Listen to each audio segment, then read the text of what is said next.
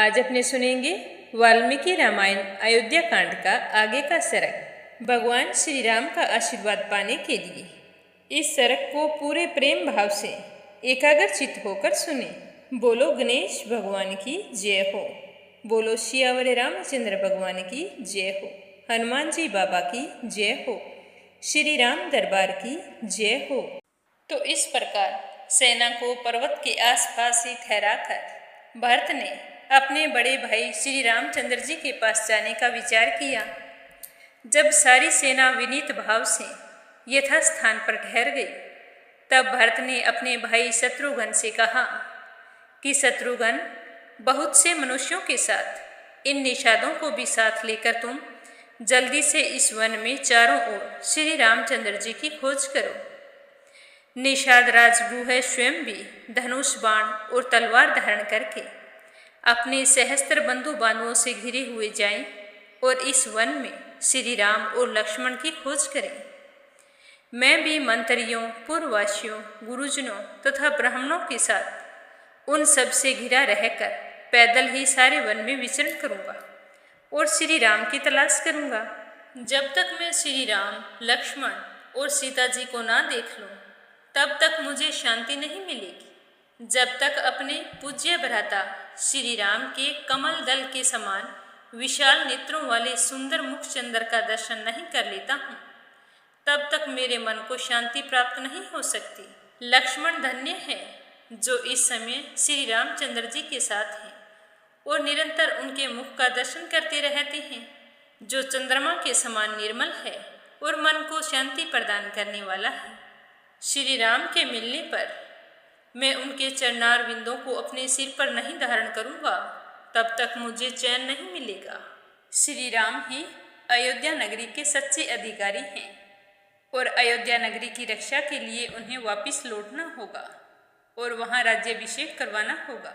लक्ष्मण और सीता जी कितने भागी हैं जो धर्म का पालन करते हुए इस सत्कर्म में श्री राम के साथ हैं। उन्होंने अपने धर्म का पालन किया है और धर्म का पालन ही मेरे बड़े भैया श्री राम ने किया है, लेकिन मैं इसे उचित नहीं मानता। वो इस तरह मुझे बिना बताए अयोध्यापुरी छोड़कर वन में कैसे आ सकते हैं। आज मुझे मिलते ही मैं उनसे सबसे पहले यही पूछूंगा कि क्या आपने मुझे बताना ही जरूरी नहीं समझा और चुपचाप अयोध्या नगरी छोड़कर वन को चले आए। क्या कभी आपने सोचा था कि जब मुझे इस बात का पता चलेगा तो मेरे मन पर क्या बीतेगी। मुझसे तो अच्छा यह चित्रकूट पर्वत है जो वेंकटाचल पर्वत के समान है। नंदनवन में जैसे कुबेर निवास करते हैं, ठीक उसी प्रकार मेरे भाई श्री राम चित्रकूट पर्वत पर निवास करते हैं। सर्प और तरह तरह के जानवर रहने वाला ये वन भी कृतार्थ हो गया जब से मेरे भाई यहाँ पर निवास करने लगे हैं, और मैं कितना अभागा हूँ जो उनके दर्शनों के लिए भी तरस गया हूँ।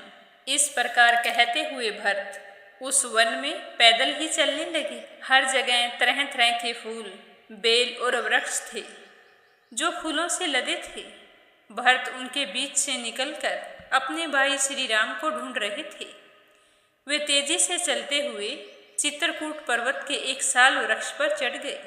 वहां से उन्होंने देखा कि एक आश्रम के आगे आग सुलग रही है और उस आग का धुआं ऊपर उठ रहा है।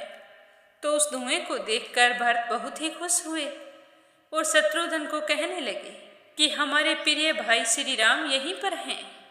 यह जानकर दोनों भाई ठीक उसी तरह तृप्त हो गए जैसे प्यासे व्यक्ति को निर्मल जल मिलने पर हो जाता है।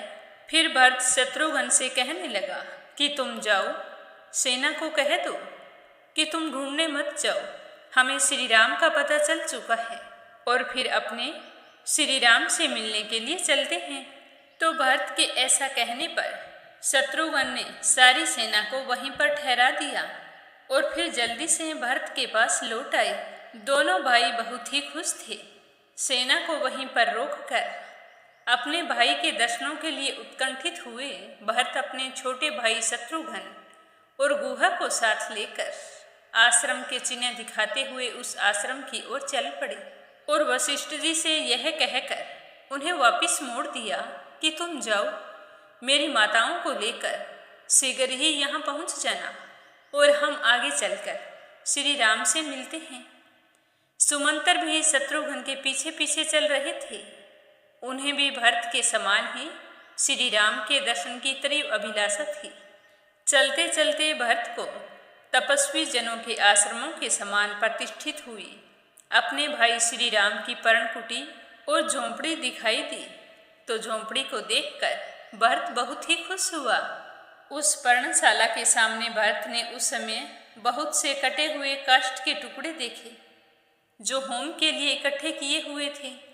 तभी वहां पर पूजा के लिए इकट्ठे किए हुए फूलों पर भरत की नजर पड़ी। आश्रम पर आने जाने वाले श्री राम और लक्ष्मण के द्वारा निर्मित मारक बोधक चिन्ह भी उन्हें वृक्षों में लगे दिखाई दिए, जो कसों और चीरों द्वारा तैयार करके कहीं कहीं वृक्षों की शाखाओं में लटका दिए गए थे। उस वन में शीत निवारण के लिए गाय और भैंसों के उपले थाप कर इकट्ठे किए गए थे। उन्हें भी भरत ने अपनी आंखों से देखा था।